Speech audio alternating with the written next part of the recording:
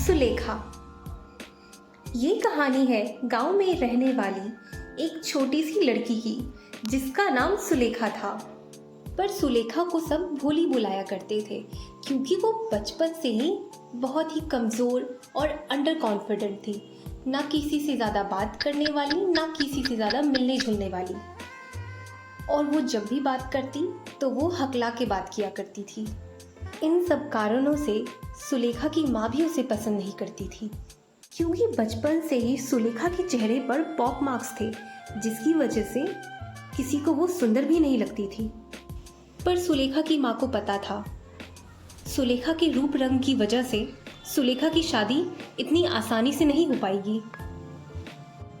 सुलेखा अपने माता पिता और अपने 2 भाइयों के साथ रहा करती थी। उनके 2 भाइयों को स्कूल कॉलेज तो भेजा जाता था पर सुलेखा को कभी स्कूल नहीं भेजा गया।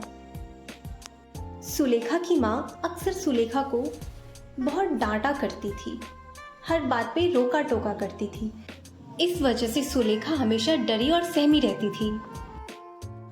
तो हमारी ये कहानी कुछ ऐसे मोड़ लेती है कि एक दिन सुलेखा के पिता जब रास्ते से जा रहे होते हैं तो उन्हें रास्ते में तहसीलदार साहब मिलते हैं जो उन्हें पीछे से टोकते हैं और उन्हें कहते हैं, हमने इस गांव में एक नया स्कूल बनवाया है लड़कियों के लिए, तो मैं चाहता हूं कि तुम अपनी छोटी बेटी को उस स्कूल में भेजो ताकि गांव के और भी लोग अपनी बेटियों को स्कूल भेजना शुरू करें।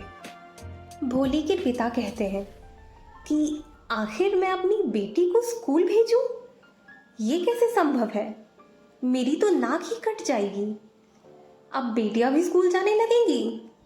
तहसीलदार साहब उसे समझाते हैं कि ये गांव के विकास के लिए बहुत ज़रूरी है और मैं चाहता हूं कि इसकी शुरुआत तुम्हारे घर से हो। भोली के पिता मान जाते हैं और वो जाके ये बात सुलेखा को बता देते हैं। सुलेखा ये बातें सुन के थोड़ी घबरा जाती है क्योंकि उसने कभी स्कूल का नाम तक नहीं सुना था पहले। उसके पिता